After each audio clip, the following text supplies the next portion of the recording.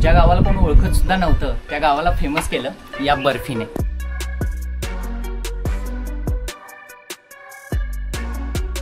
आपण आलोय महाराष्ट्रातल्या टिपकुर्ली गावामध्ये। प्रयोग म्हणून केलेल्या बर्फीला अमेरिकेतून सुद्धा मागणी येईल असं त्यांना स्वप्नात सुद्धा वाटलं नव्हतं। अमेरिका, रशिया अशी जाणारी विमानाने जाणारी लोक आम्हाला अजून वजन किती विचारतात, वजन करून येतील ती प्रवासाला घेऊन जातात। ही बर्फी आमची 15 दिवस टिकू शकते।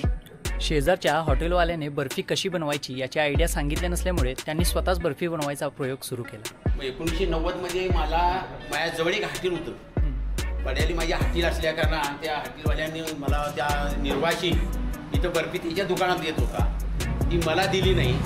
त्याच्या कारणाने मी बर्फी स्वतः दुधाची बर्फी तयार करण्याचा निर्णय घेतला। डायरेक्ट खवा बनवून डायरेक्ट साखर बर्फी काढल्यामुळे त्या बर्फीला कणी आली। कणी हे म्हणजे बर्फी आमचं वैशिष्ट्य आहे।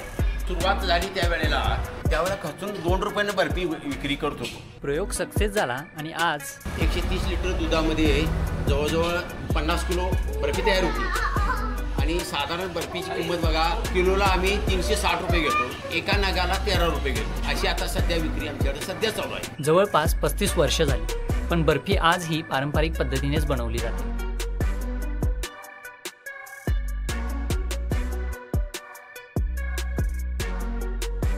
13 लिटर दूध आहे।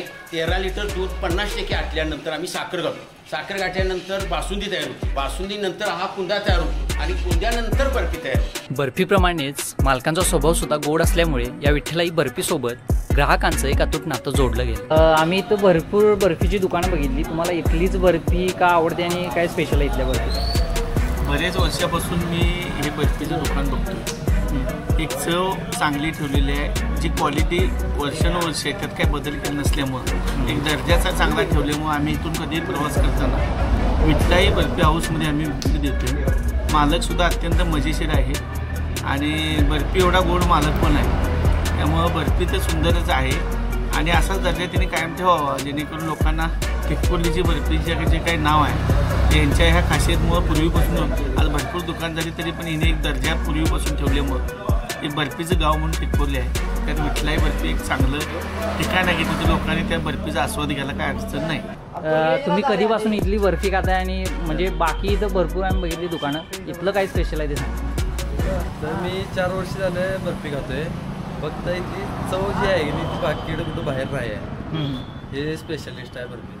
आज गावामध्ये अनेक बर्फीची दुकाने पाहायला मिळतात, पण शहाजी चौगुलेंच्या प्रयोगातून निर्माण झालेल्या या विठ्ठलाई बर्फीमुळे ज्या गावाला कोणी ओळखत सुद्धा नव्हतं त्या गावाला अगदी जगभरामध्ये प्रसिद्ध करून